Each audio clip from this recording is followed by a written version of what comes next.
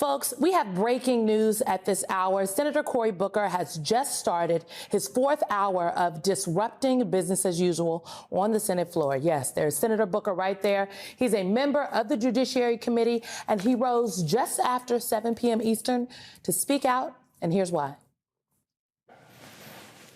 In just 71 days, the President of the United States has inflicted so much harm on Americans' safety, financial stability, the core foundations of our democracy, and even our aspirations as a people for, from our highest offices, a sense of common decency.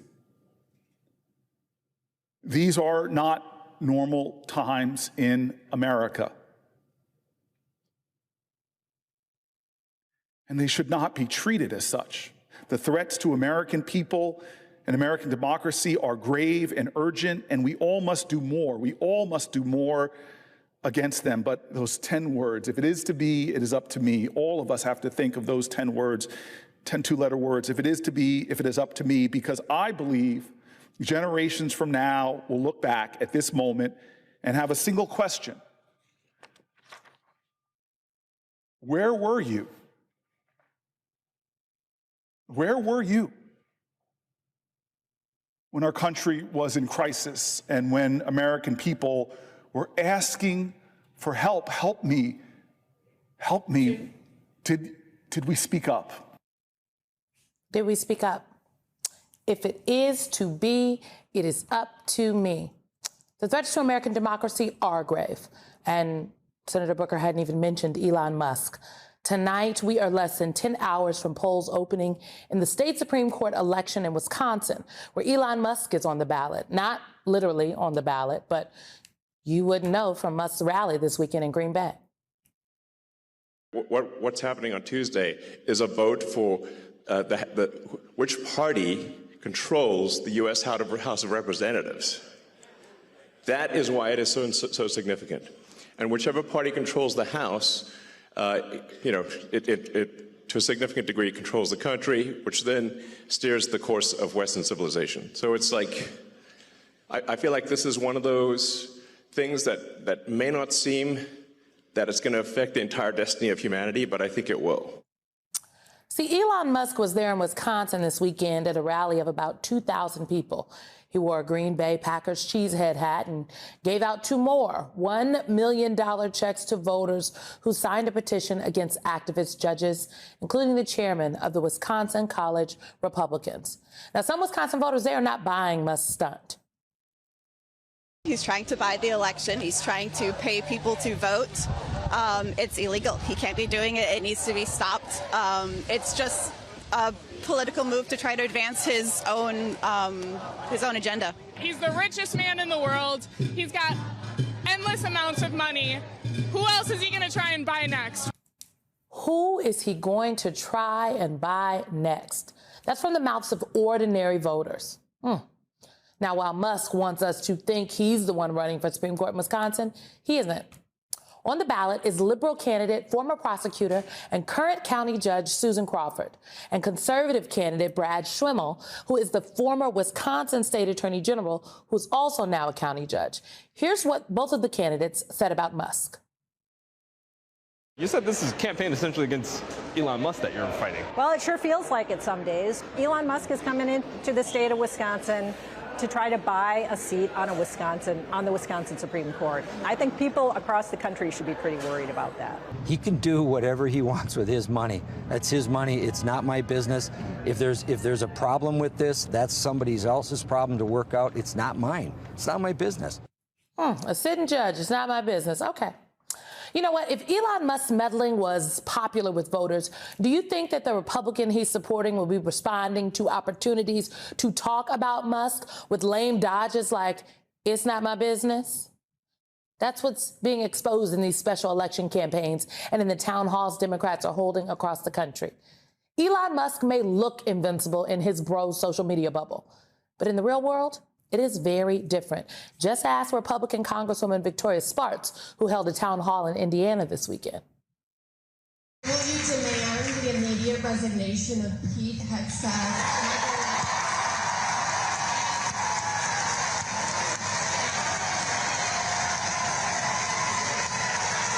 I will not demand their resignation.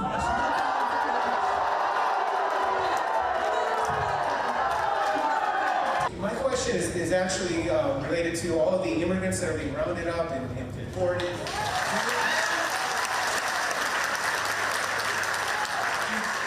Are they entitled to due process? A lot of these people, what President Trump did it last time, what he tried, if you seek asylum, wait in the other country, not getting here in the country.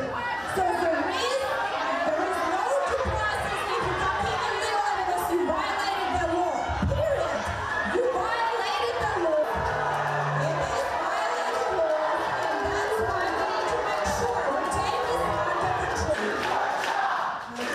control. That was the suburbs of Indianapolis, folks. And let me just tell you, it was a ruby red district, Indiana's congressional fifth. It is not a bastion of Democratic liberalism. But you see, this is the way. Make the Republicans meet reality, the voters, the reality of the spending cuts and their impact on state and local governments, on people.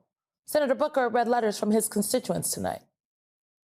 Sally and Mike, we rely on Medicaid for our 2 adult children with disabilities for long-term care, especially for my daughter who just finished her 2.5-year chemo treatment regime.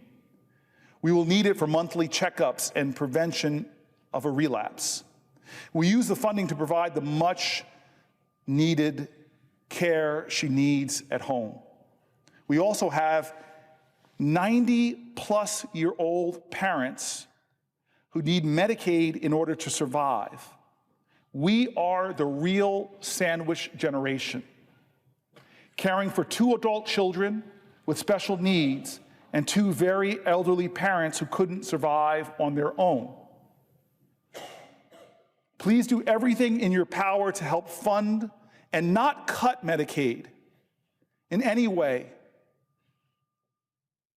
Thank you for your time and your commitment in helping the more vulnerable population. I mean, Sally and Mike, you're not alone.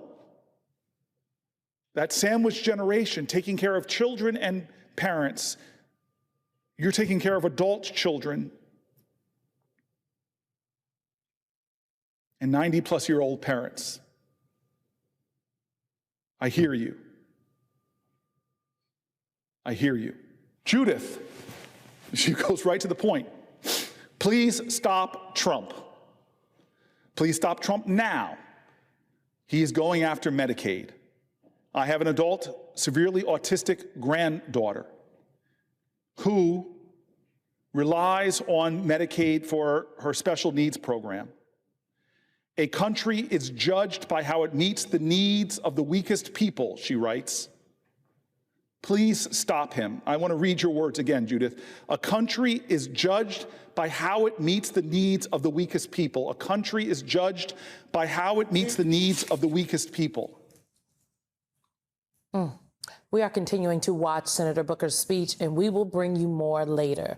But first, joining us now is Wisconsin Representative Mark Pocan. He serves on the Appropriations Committee and is co-chair of the Labor Caucus. He held a town hall on Friday. Okay, Congressman, thank you for being here tonight. What did you hear from the voters in your district? Well, thank you, Simone. People are really concerned.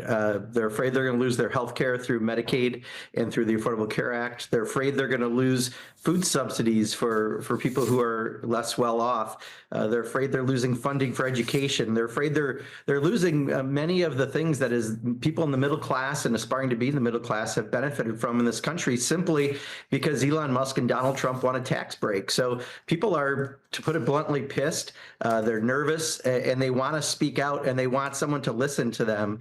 And I've seen that at every town hall I've done this year, and I've done quite a few. You know, I was on the train today, and it really struck me how so many people are paying attention.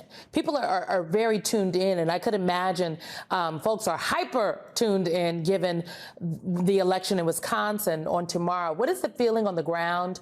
And what is just your take on the fact that Elon Musk is a key player, a central figure, if you will, in this Supreme Court election? I think that's going to backfire. You know, Elon Musk is this unelected billionaire who's going around taking away programs from people, firing people. He's kind of a central casting villain in many ways. And now he's coming to Wisconsin, spent $20 million on behalf of the conservative Supreme Court justice candidate, and just gave away a couple $1 million in this kind of election scheme. Look, Wisconsin's a very fair state. You know, we're so ethical that when I was in the legislature, you couldn't even take a cup of coffee from a lobbyist as a member of the state legislature, not even a cup of coffee. And here you got a guy spending billions of dollars and he's not from Wisconsin. I think it's going to backfire. People are very upset with what Donald Trump and Elon Musk are doing. They don't want some outsider coming in trying to buy a Supreme Court justice. And I think come tomorrow, people are going to speak out. To your point, Trump won about 49.6% of the vote in Wisconsin. I am struck by the split screen tonight on the eve of this election. You've got Senator Cory Booker holding court in the United States Senate for as long as he's physically able. He said he rises tonight because our nation is in a crisis. Do you share that concern, Congressman? And if so, what is your message to the voters of your state tomorrow? Yeah, absolutely. I share that concern. And that is the biggest thing we have for people right now. They're just concerned about what Donald Trump and Elon Musk are doing to this country. So whether it be what Senator Booker's doing right now and very much appreciated in the Senate, whether it's us doing town halls in neighboring Republican districts because they're all hiding in their basements and afraid to talk to their constituents and admit they're going to cut their Medicaid. This is what we need to do. We have to fight. People want us to defend American values, stand up against an unelected billionaire and a president who thinks he's king. And when you do that, that's what people are asking for in these town halls. They just want to be heard. They just want to know that this country won't change in a negative way just for the richest and for the billionaire class. This really is about oligarchs versus the rest of us. Wisconsin Rep. Mark Pocan, thank you very much for your time tonight. Joining us now are Congressman Eric Swalwell of California, who also sits on the Judiciary Committee, and Melissa Murray, professor of law at New York University. She is also an MSNBC legal analyst. Rep. Swalwell, not normal times. Senator Booker noted, if it is to be, it is up to me. Not normal times. Elon Musk out here trying to buy a state Supreme Court seat in Wisconsin. House Republicans plotting about federal judges. What is the Judiciary Committee planning tomorrow? We are going to show that this has nothing to do with any philosophy around the judiciary or our Constitution. It's just a power grab. These guys want to impeach judges who disagree with Donald Trump, period. It doesn't even matter if they were appointed by Donald Trump. And that exact philosophy goes completely against how this country was founded and how this country has continued and endured for 250 years. And so, yes, we're going to call it out. But I just want to give credit to Senator Booker, because when I have town halls in my district or around the country, people are saying to me, I don't feel safe.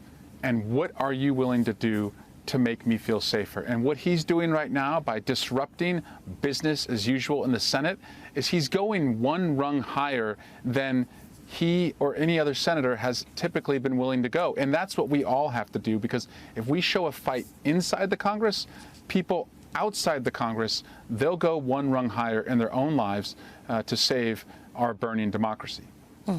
You know, Melissa, this hearing tomorrow from the Judiciary Committee, and we should note it is the chair, Jim Jordan, that called this specifically to talk about ways to rein in federal judges whose rulings are unfavorable to Donald Trump. That's just what it is, period.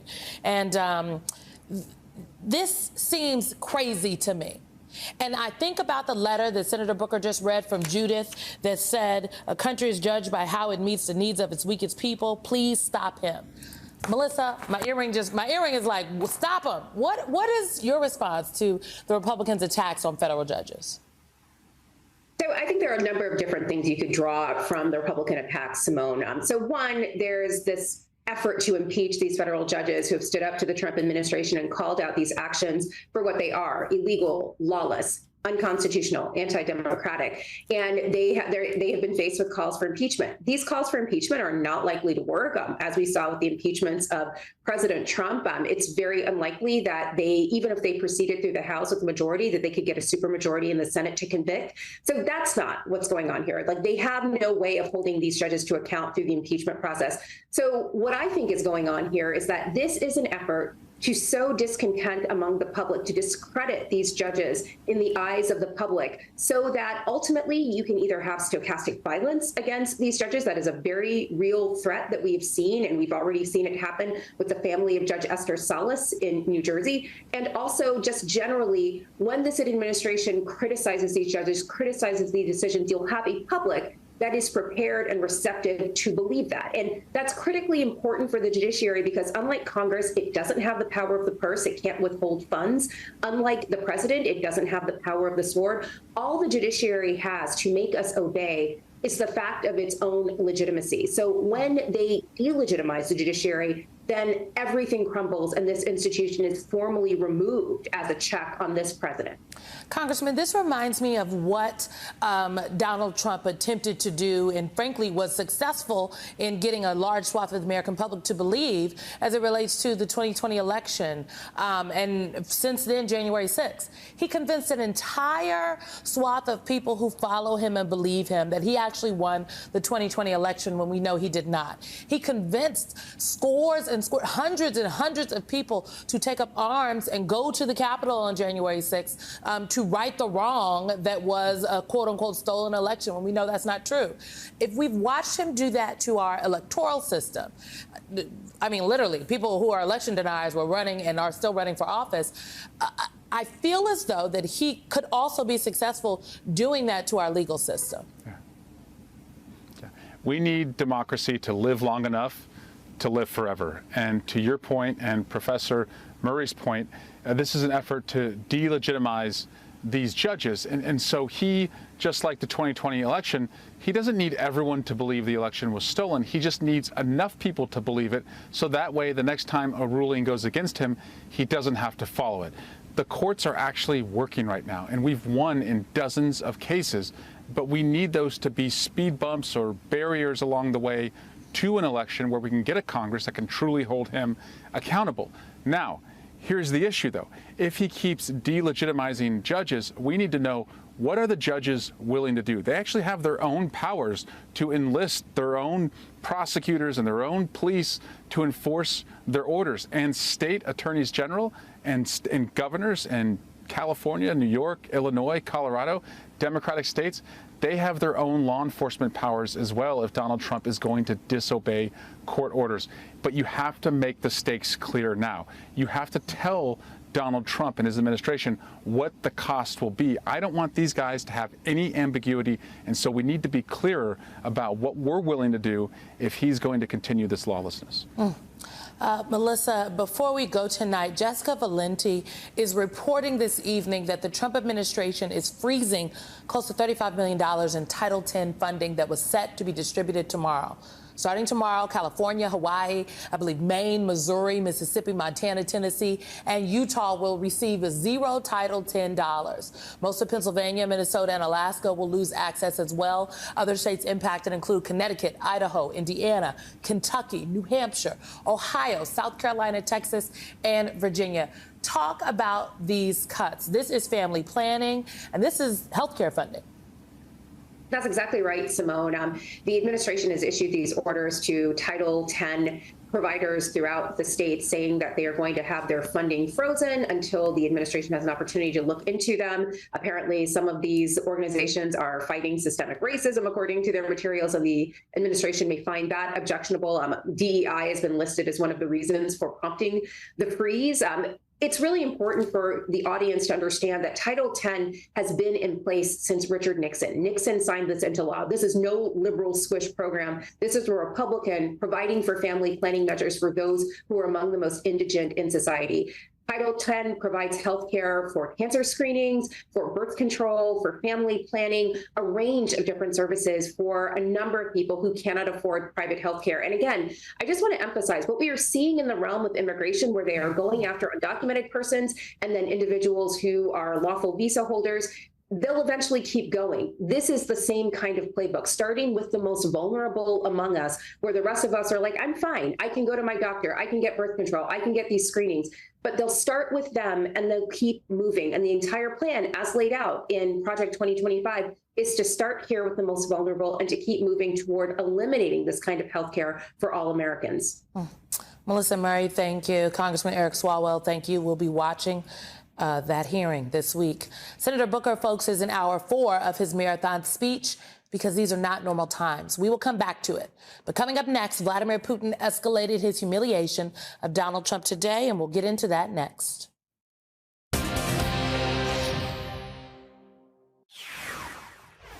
Before I even arrive at the Oval Office, I will have the disastrous war between Russia and Ukraine settled. It will be settled quickly. Well, it has been, by my count, 70 days.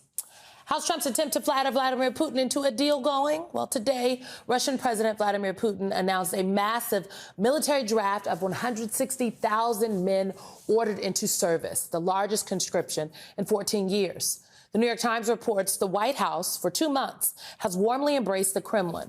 But President Vladimir Putin of Russia has given little in return. His forces have carried on bombarding Ukraine, both on the front and deep into the Ukrainian heartland. He has barely budged in peace negotiations, freighting an agreement to an unconditional 30-day ceasefire with myriad conditions. His subordinates have dragged out talks, voicing requirements for a limited Black Sea truce in recent days. Then, during an Arctic appearance late last week, Mr. Putin suggested a temporary Ukrainian government might need to be installed. Trump says he plans to speak with Putin this week, but just yesterday, Trump told NBC News that he's, quote, angry and pissed off at Putin for attacking Ukrainian President Zelensky's credibility to govern. This from Donald Trump, who once called Putin a genius, has repeatedly downplayed Putin's aggression and, oh yes, attacked President Zelensky's credibility in that now infamous Oval Office meeting. In a new opinion piece for the New York Times, Republican Congressman Don Bacon of Nebraska, he's a member of the House Armed Services Committee, begs Trump to stand up to Putin. He writes, in recent weeks, too many of my fellow Republicans, including Mr. Trump, have treated Russia with velvet gloves, shying away from calling out Mr. Putin's flatly illegal war and even blaming Ukraine for starting it. Supporting Ukraine is also about sending a clear message to authoritarian leaders worldwide that America will not appease or condone the violent conquest of the weak by the strong. The administration must be crystal clear that we are aligned with democracy, free markets, and the rule of law. If we stray from these values, we risk losing what makes America a great nation. The United States must also firmly oppose any approach that rewards Mr. Putin for his ruthless aggression. Joining us now is David Rothkopf. He is just a guru, frankly, David, a foreign affairs analyst. You're a columnist for Daily Beast, and he's the host of the Deep State Radio podcast. I want to know what you think about what Don Bacon had to say. Well, I think he was right. I think he expressed the view that is held by a lot of people on both sides of the aisle. You know, it used to be foreign policy was bipartisan. It used to be that we recognized that Russia was a threat, an enemy, that we embraced our allies, that we defended democracy. The problem is that Trump has gone against every principle that we've had governing U.S. foreign policy for the past 80 years. So it's good to see Representative Bacon standing up. I wish we saw more Republicans standing up for doing what was right and doing what, frankly, Americans have been fighting and dying for the past century. So it's very clear that the dominance guys are now being humiliated by Vladimir Putin. Do you think they understand that they are being humiliated? And now does Zelensky have an opportunity here? Well, it is a little bit of the kind of autocratic Russian nesting doll, you know, the smaller ones inside of the bigger ones, trying to, you know, make their impression on the ones that are even smaller than them. So Trump bullies people here, Putin bullies Trump. But, you know, as far as Trump's comment that he's angry at Putin, I don't buy it. I mean, he may be frustrated that he didn't get the big coup of ending the war as quickly as he wanted to. But the reality is every single thing that Donald Trump has done for each of those 70 days that you talked about has helped the Kremlin, hurt Ukraine, hurt our allies, hurt our national security. He's shut down every program that was created to contain Russia, contain Russian threats. He's gone after law firms that once employed lawyers that once upon a time investigated his ties to Russia. We've grabbed somebody who was Russian, who was here on a student visa and who'd been critical of Putin, and we threw her into jail. Everywhere you look, you see the United States having switched sides from the side we've been on for the past 80 years and joined the Russian side. And I think the only thing that has made Trump angry is he's not getting anything in return. And guess what? He's not gonna, because Vladimir Putin doesn't care about Donald Trump. Vladimir Putin cares about Vladimir Putin, and he will try to get every drop of juice he can out of Trump, and then he'll move on to the next plan to strengthen Russia and weaken the United States. I am very struck by the fact, David, that a lot of the language that Trump uses to talk about Greenland and Canada is some of the same language that Putin has used to talk about Ukraine. So I wonder, what can Donald Trump, or what does he need to, frankly, deliver for Ukraine in this situation? Well, I mean, look, Ukraine is fighting not just for Ukraine. They're fighting for Europe. They're fighting for the United States. And if the United States does not ultimately stand up for Ukraine, we won't stop there. Russia's already making moves against Georgia, making moves against Moldova, would like to make moves against the Baltics. But also, as the Europeans stop trusting us, start depending on themselves to stand up to Putin, we may see other countries say they need a nuclear shield. We may enter a new nuclear arms race in the world because people don't trust the United States to be the defender of last resort that we were. So the world has really turned upside down here. And I see no sign that Trump is in any way moderating that. So if he means what he said yesterday, okay, let's see sanctions. Let's not see the U.S. loosen sanctions as they said they were going to do. Let's see him turn up the heat on Putin in some meaningful way. But I wouldn't hold my breath. Do not hold your breath. David Rothkopf, thank you. I think Donald Trump talked about Vladimir Putin because he didn't want us to talk about Signal. But coming up, top Trump officials accidentally texting attack plans inadvertently to a journalist, a.k.a. the Signal national breach, might just have been the tip of the iceberg. We're going to get into new reporting on that next.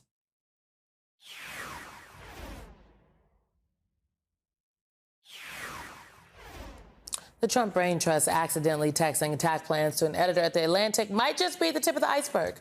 The Journal reported, quote, 2 U.S. officials said that Waltz has created and hosted multiple other sensitive national security conversations on Signal with cabinet members, including separate threads on how to broker peace between Russia and Ukraine, as well as military operations. They declined to address if any classified information was posted in these chats. I cannot explain to you all how not in protocol this is. Trump and Mike Waltz's so-called explanations for how a journalist ended up in the chat, they are just getting desperate now. You've never talked to him before, so how's the number on your phone? I mean, I'm not an expert in any of this, but it's just curious. How's the number on your phone? Well, if you have somebody else's contact and then then somehow it gets sucked in, it gets sucked in. Jeffrey Goldberg dispelled that ridiculous answer on Meet the Press on Sunday. This isn't the Matrix. Phone numbers don't just get sucked into other phones. I don't know what he's talking about there. Very frequently in journalism, the most obvious explanation is the explanation. My phone number was in his phone because my phone number is in his phone. He's telling everyone that he's never met me or spoken to me. That's simply not true. In another exclusive report, the Wall Street Journal discovered that Defense Secretary Pete Hegseth brought his wife and brother to sensitive meetings. Hegseth's wife, Jennifer Hegseth, isn't a Defense Department employee, defense officials said. It isn't uncommon for spouses of senior officials to possess low-level security clearances, but a Pentagon spokesperson declined to say whether Jennifer has one. Jennifer didn't respond to requests for comment. Jennifer Hegseth also attended a meeting last month at North Atlantic Treaty Organization headquarters in Brussels, where allied defense officials discussed their support for Ukraine, according to two people who attended the meeting. Hegseth's brother, Philip Hegseth, has also been traveling with him on official visits, the Pentagon said. Joining us now is Congresswoman Marilyn Strickland. She's a Democrat out of Washington State, and she is a member of the House Armed Services Committee. Ma'am, there's a lot here. Simone. Congresswoman, first of all, we should not ignore the news of and what Donald Trump was saying about wanting a third term yesterday and speaking to our colleague, my colleague, Kristen Welker, or talking about Vladimir Putin. But, you know, as David Rothkopf said, put your money where your mouth is. You got to walk it like you talk it. However, I think he said all of those things to distract us from this thing right here. And now we know there's more to the story, because where there's smoke, there's fire. I completely agree with you, Simone. All these crazy things that Donald Trump is saying, and they come out every hour, right? But this is a distraction from the complete breach that happened with Pete Hegseth and the national security apparatus having a conversation on Signal about plans for an attack. And I was sounding the alarm back in December on Lawrence's show about why Pete Hegseth was wholly unqualified. What they have just done is complete amateur hour and shows that they are unfit to serve.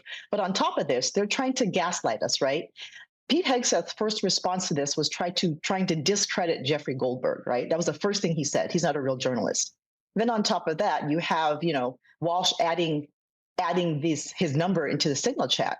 You can't add a number to a chat if it's not in your contacts on your phone. Those are just facts. And so this is amateur hour. They're incompetent. They're embarrassing. But here's the deal. This is dangerous incompetence, and it's something that we should not stand for. Whether you're a Democrat or Republican, this is the United States of America. He's a Secretary of Defense, and he is not fit to have this job.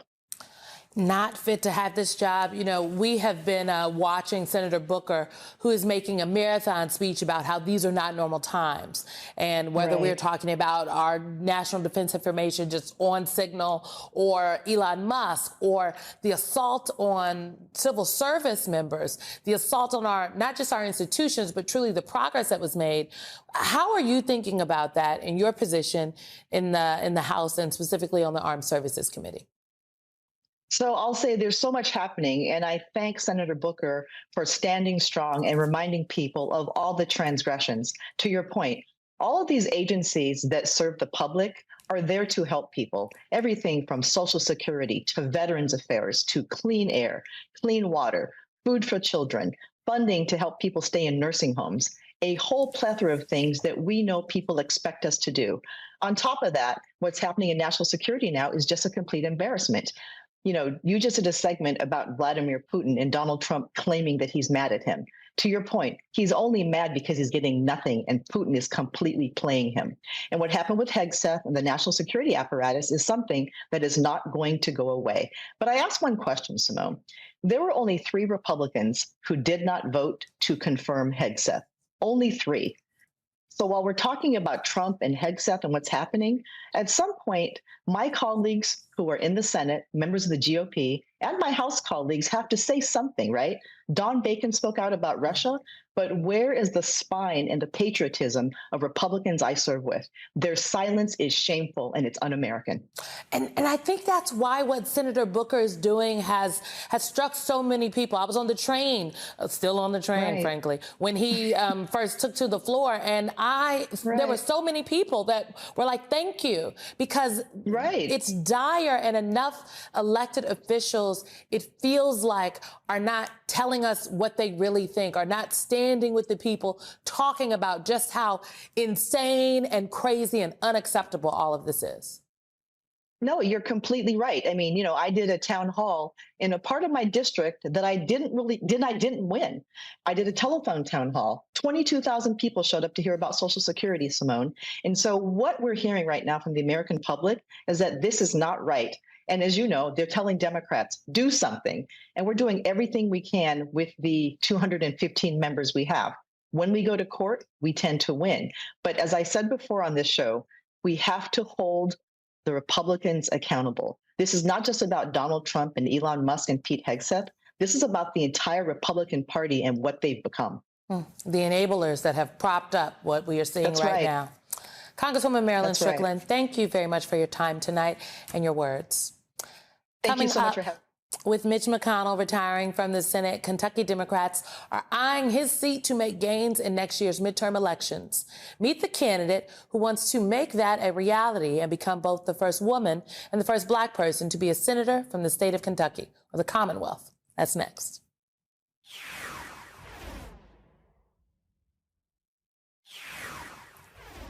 With Mitch McConnell retiring from the United States Senate and Donald Trump and Elon Musk trying to tear apart the federal government from the inside out, one prominent Kentucky Democrat thinks that she has a real shot at a U.S. Senate seat. Her name is Colonel Pam Stevenson. The Lexington Herald Leader put it this way: the theory of Stevenson's campaign, the widespread anger over the actions of Republican President Donald Trump, and a respect for her service as a veteran and minister will launch her into office. Both Democrats and Republicans have approached me and said, "You don't know me, but I'm so glad you're running," Stevenson told the Herald Leader. If her name sounds familiar, many of her impassioned speeches as a member of the Kentucky State House went viral, including this one from 2 years ago when she was arguing against a Republican bill targeting transgender youth as protesters chanted in the House gallery. We have created an environment of hate, and then we look at them like there's something wrong with them. First you hated black people, then you hated Jews, now you're hating everybody. So the question is, when it's the only people left are you, will you hate yourself? Power concedes nothing. This house is for the people, by the people, to serve the people, and you won't listen. You go after everybody's kids but your own. You make hate the way to go as long as it's not applied to you. You have to ask yourself the question, why would they be doing that? Who are we to cause that? Today, Colonel Stevenson released this campaign video to tell her story in her own words. I am Colonel Pam Stevenson. I live by 3 words, 1 creed: duty, honor, Kentucky. For 40 years, Mitch McConnell watched Kentucky from 30,000 feet. I cannot believe he ever looked our people in the eye, wielded all that power, and retired without making more of a difference in their lives.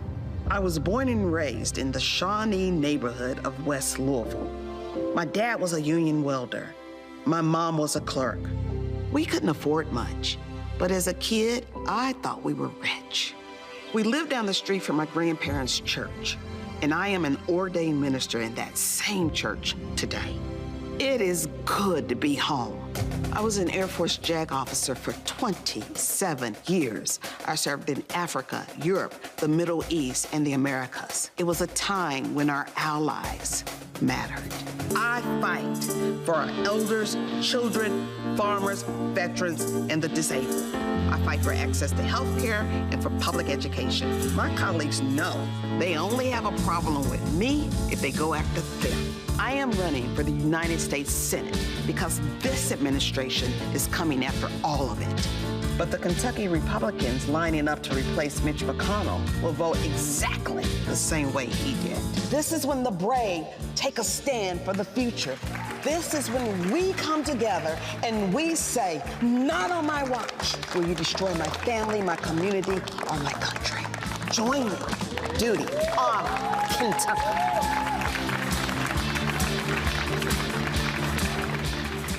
Joining us now is Colonel Pam Stevenson, the current Democratic Kentucky House Minority Leader and a candidate for the United States Senate.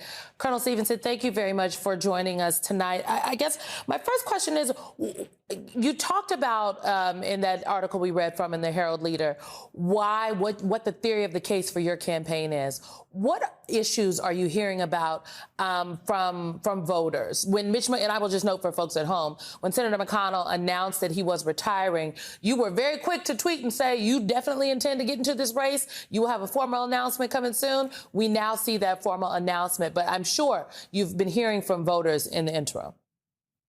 Absolutely. Thank you for having me. I am thrilled to be here. And what I hear from voters is they want their children to do better than they want their families to thrive, and they want to make a difference. So we've got to take care of all families.